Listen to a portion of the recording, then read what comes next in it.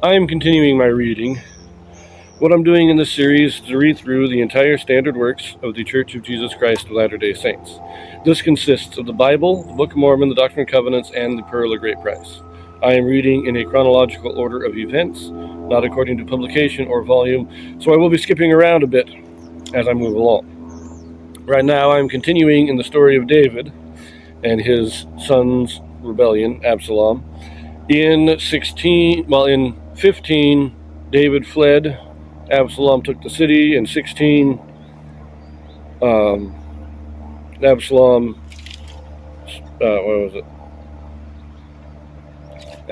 slept with his father's concubines, solidifying the rebellion and making it that they could not go back. In 17, he follows the bad counsel of Hushai to delay his attack on David, thus giving David a chance to escape across Jordan. Now we are in chapter 18. At this point, the war is already lost for Absalom. David will win eventually because of that delay. So let us pick it up in chapter 18. We are going to read this in 2 videos as well. Well, we'll see. Most likely in 2 videos. The Israelites are smitten in the woods of Ephraim. Joab slays Absalom. Tidings of his death are taken to David, who mourns for his son. And David numbered the people that were with him, and set captains of thousands and captains of hundreds over them. And David sent forth a third part of the people under the hand of Joab, and a third part under the hand of Abishai, the son of Zeruiah, Joab's brother, and a third part under the hand of Ittai, the Gittite. And the king said unto the people, I will surely go forth with you myself also. But the people answered, Thou shalt not go forth.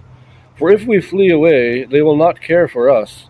Neither if half of us die will they care for us. But now thou art worth 10,000 of us. Therefore now it is better that thou succor us out of the city. And the king said unto them, What seemeth you best I will do.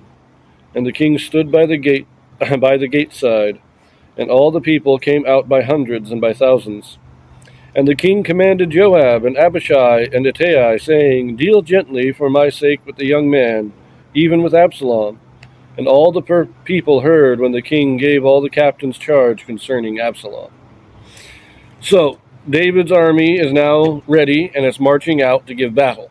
Remember, he made his home base in the city of Mahanaim. And that's what it is. He's now standing at the gate watching his army march out. He was going to march out with them, but they said, no. If you go out and are killed, we're done. That's the end of it. If we go out and we get defeated, we can retreat, regroup, and go back. But you can't. So you stay here. And then here's the deal. He tells them to be gentle with Absalom. He basically says, don't kill my son. And this is idiotic. Absalom is not just in rebellion against David. He is he is usurping the throne. He has taken the capital city. As I said, there's no way to go back. Absalom, in order for this to end, Absalom has to die. Otherwise, David can never reclaim his throne. David can never restore those who are loyal to him to what is theirs. And this is just... Absalom has to die. David here is showing... David has always been a very loving man. He's always loved his family. And now, it kind of goes back... He thinks this rebellion is kind of God's judgment. He just has to deal with it patiently. And so he doesn't want to kill Absalom because, well, it's just God doing this to me. It's not Absalom doing this to me. It's God.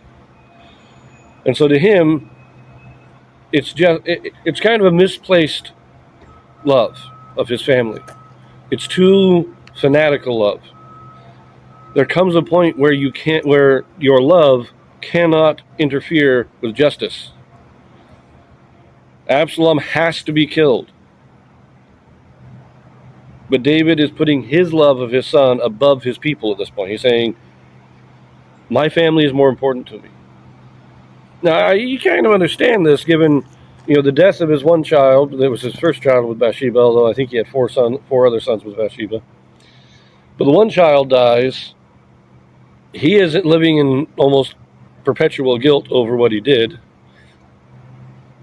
He doesn't want the rest of his family to die. He doesn't. He wants to keep his family for as long as he can. He knows he won't have them in the eternities.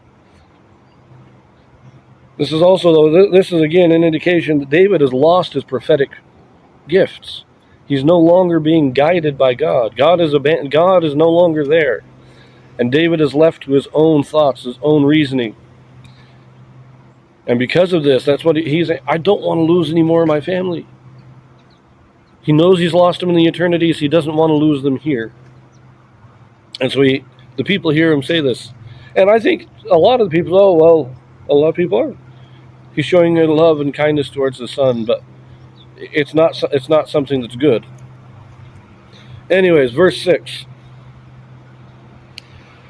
So the people went out into the field against Israel, and the battle was in the wood of Ephraim, where the people of Israel were slain before the servants of David. And there was a great slaughter that day of 20,000 men.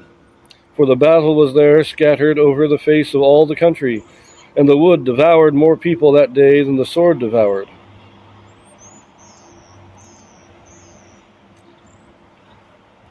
That's an interesting way of putting things. So it's not that they were killed in battle, but that they... it's like they fell into natural snares. I don't know. That's just an odd way of putting things. Did nature really kill more people than the battle did? I'm not sure. But let us continue. Verse 9. And Absalom met the servants of David, and Absalom rode upon a mule, and the mule went under the thick boughs of a great oak. And his head caught hold of the oak, and he was taken up between the heaven and the earth, and the mule that was under him went away. And a certain man saw it, and told Joab, and said, Behold, I saw Absalom hanged in an oak. And Absalom said unto the man that told him, And behold, thou sawest him, and why didst thou not smite him there to the ground? And I would have given thee 10 shekels of silver and a girdle. And the man said unto Joab, Though I should receive 1,000 shekels of silver in mine hand, yet would I not put forth mine hand against the king's son. For in our hearing the king charged thee, and Abishai, and Ittai, saying, Beware that none touch the young man Absalom. Otherwise I should have wrought falsehood against mine own life. For there is no matter hid from the king, and thou thyself wouldst have set thyself against me. So let us pause here for a moment. Remember that Absalom was described as hair is so thick and long that once a year he has to cut it. And the hair that he cuts off it, according to what we understand of the measurements, would be like 100 pounds of hair. Unlikely to be that much. That might be what is indicated, but it's most likely that that's a hyperbolic statement for just being a lot of hair. So now in this battle, they're in the woods. Absalom's kind of dodging between the trees, and there's a low-hanging tree, and his hair gets caught in the branches. His thick hair gets all tangled up in the branches, and the mule keeps going, and Absalom is caught in the air. He's hanging there by his hair in the branches. One of the soldiers sees him and tells Joab, and Joab gets all mad. Why didn't you kill him? And he says, David said not to kill him. If I killed him, I'd be executed. And it's telling that he said that last thing, and thou thyself would have set thyself against me. In other words, if I killed him, then when David got angry, you'd say, oh, it's his fault, and have me killed. So I'm staying away from this. People know Joab started as a good man, but he has slowly kind of just like David, he slowly let power corrupt him. And the men here understand, like, we know that you are not going to be faithful in this. You're going to lay the blame on us. If we kill him, you'll blame us, and we'll. So Joab is known for at least this kind of mild treachery. We can see that Joab, he is a powerful man in the kingdom. He is the captain of the host. He's David's nephew. And the people understand that Joab will hold on to power. He will not let himself fall from power. If something happens, he will push the blame onto somebody else if necessary in order to maintain his own position. But let us continue. Verse 14. Then said Joab, I may not tarry thus with thee. And he took 3 darts in his hand and thrust them through the heart of Absalom while he was yet alive in the midst of the yoke. And 10 young men that bare Joab's armor compassed about and smote Absalom and slew him. And Joab blew the trumpet, and the people returned from pursuing after Israel, for Joab held back the people. And they took Absalom and cast him into a great pit in the wood, and laid a very great heap of stones upon him. And all Israel fled, every one to his tent. Now Absalom in his lifetime had taken and reared up for himself a pillar, which is in the king's dale. For he said, I have no son to keep my name in remembrance.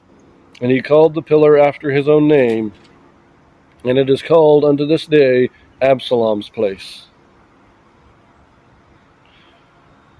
Now we're going to pause it there. We've been reading enough. So this is important note. Joab, he's told, we're not going to kill him because we know you're going to put the blame on us.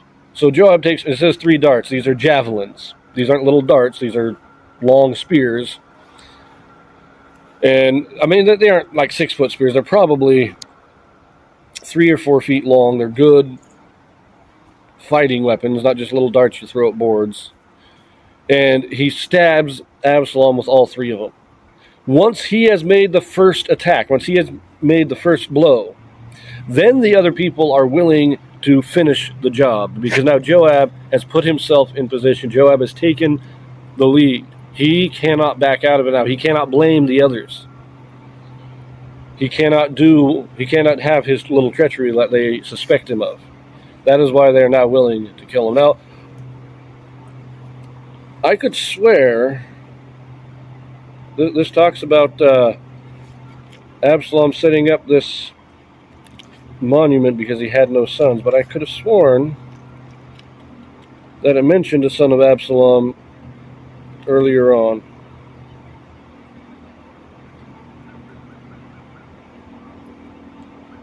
Yeah, back here in chapter 14 it says, and unto Absalom there were born 3 sons and 1 daughter.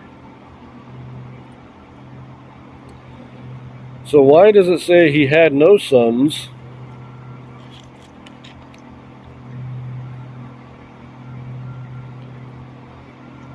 in chapter 18? This is an odd one. I think most likely that his 3 sons died in this conflict. Now, Absalom, and that's why David was 30 years old when he became king, and Absalom was born shortly after that. David is now in his 60s. Absalom's probably in his 30s, early 30s, which means his sons are late teens, early 20s. Could be that his sons died. Could be that his sons were in the battle and died in battle, or maybe they died in disease. We don't know. But Absalom is said to have 3 sons, but then he said that he has no son to carry on his name. So something happened to his sons. We're not told what. Anyways, we're going to leave that here, and I'll finish it in the next one.